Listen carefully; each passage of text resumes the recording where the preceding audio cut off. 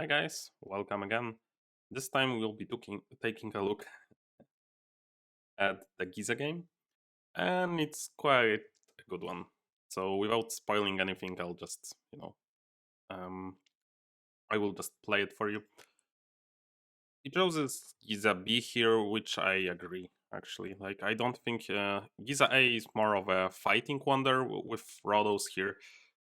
As Giza and with Alexandra here, I think this can be pretty challenging. And the first hand, as you can see, is not great.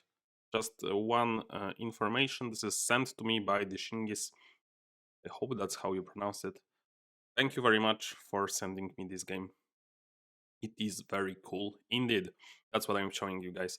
So basically, if you don't want to throw, and you probably don't want to throw from your first hand, this is Loom or Marketplace. Like, Glass works, just because we have Alexandra here doesn't look that great.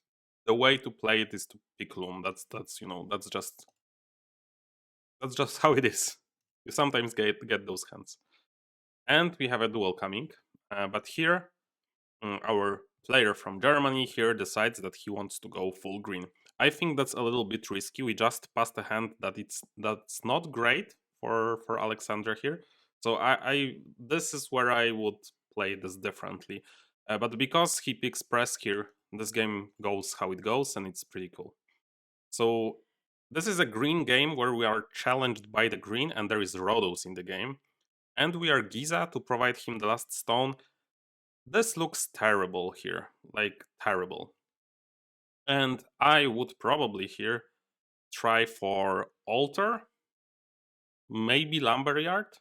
I would just try to pivot out of green, try to get money from those and do stuff like that. But again, here dashing is 27 fully commits to apothecary.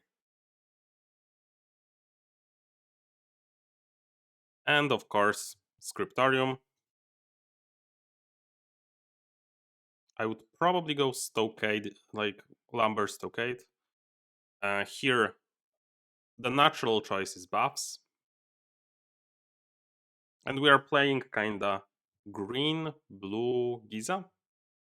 And here, theater or throw or Claypool, everything has its merits. Claypool can get you maybe the laboratory, green cog in H2, theater, just points, maybe throwing for a little bit more gold if you really need it. But here I think he picks theater, and I agree. Like, if you commit to it, let's just fully commit. And this is like they tie on red. That's what's happening here. That's what's good. This guy has a lot of resources, so he's maybe not too focused on green. And this hand is very interesting. There is Caravanserai. Normally, as Giza, you would give probably both of your hands and just click the mouse in this game with, I don't know, with a head to get a Caravanserai, because that's how good Caravanserai is for Giza.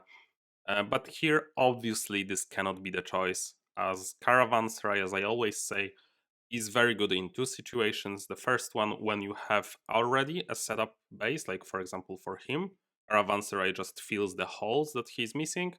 And again here, when you have trading posts, when you have some resources, some duels, this just again fills the holes. That's where Caravanserai shines. For us, Caravanserai is terrible. So we pick School here.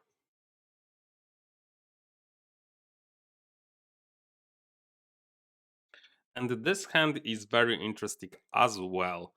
There is a vineyard that we might want to play actually. But I think most of you, and the Shing is here as well, picks library, and I would pick library here as well. I just think you need those sets for the tablets. And he does commit to laboratory, which is very sad for us.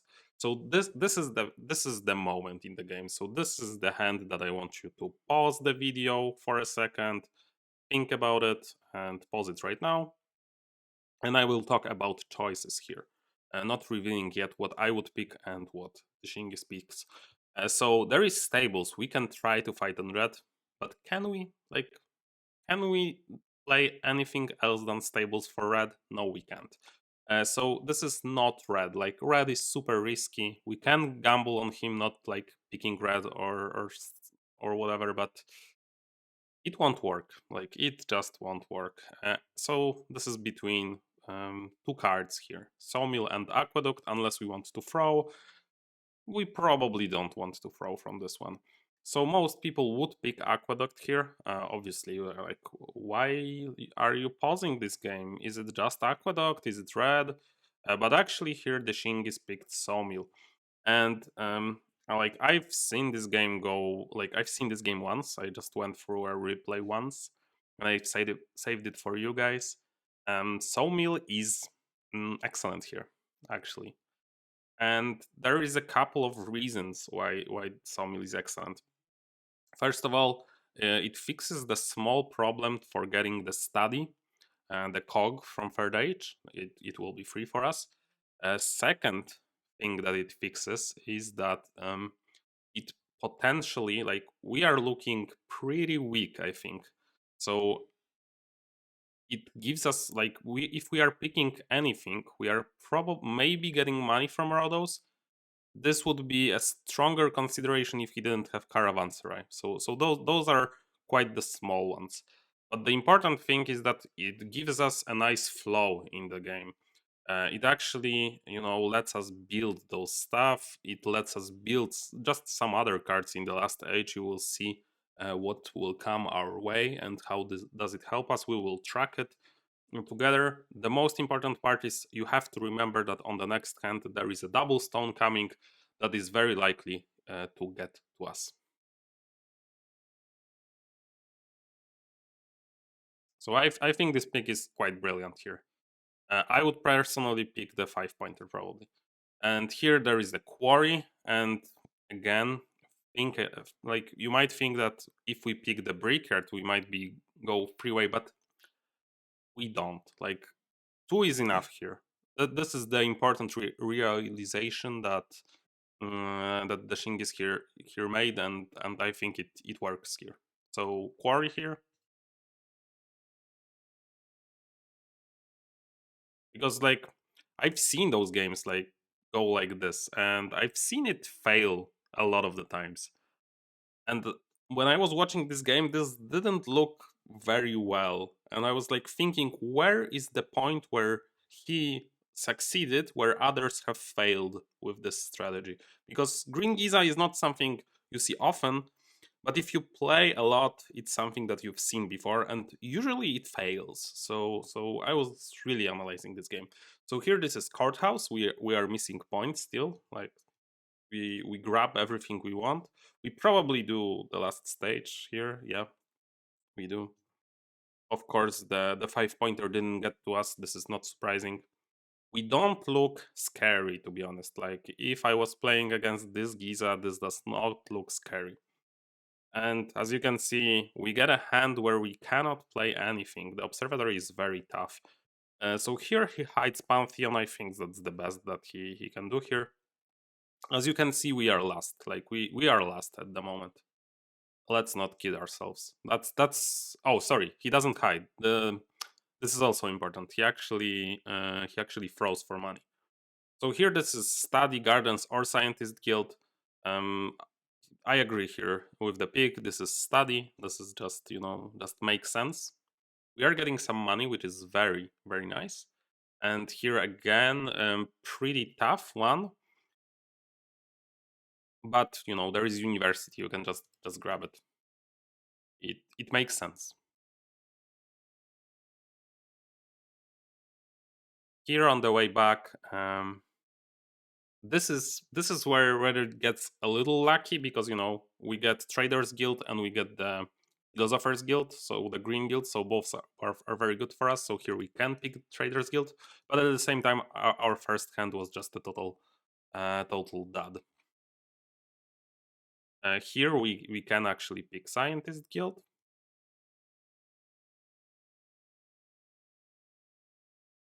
And on the last hand, we can just build the Wonder stage. I think, like seeing how this game played out, the first hand in the third age could have been the stage, but it could have gone worse as well if we didn't do that. Like, people might have seen that we do not have money, have not paid us. This is not as easy as saying that it was a mistake. It was, a calculated decision. And here, if you can see, it worked. Maybe not yet. I spoke too soon, but trust me, it worked. A very close game in the end. We have to analyze if our opponents didn't make any mistakes. I wasn't paying that much attention to the thrown cards. I think it should have been 9, 10. I think there was one throw from our opponents. But yeah, stuff like this will happen. Here, there is of course a green commit that's preventing the Rhodos from winning. But if we do not play for red whatsoever, you can kind of expect the red to be eventually picked up by them. Like, if there is a game like that, somebody will fight you for red. You won't get just a free win for red usually. And this is what happens. Very close game. As you can see, this is not a strategy that's, how do you say it? That can resist bad spreads or like super bad stuff. But this is something that you can try from time to time when the spread is good, when there is no other choice. You can go for it. You can kind of do well for it. Here, the spread was okay, and the guilds were good, but the card distribution generally was very weak for Giza here, and there was a strong opposition on the cogs, so this is by no means an easy game to win. So hopefully you guys enjoyed this one. Let me know. I recently started doing another software for using another software for editing, so let me know if everything is okay with the sound and with the quality. I don't want to lose the quality, I want to improve the quality, of course. And see you guys in the next one. Bye.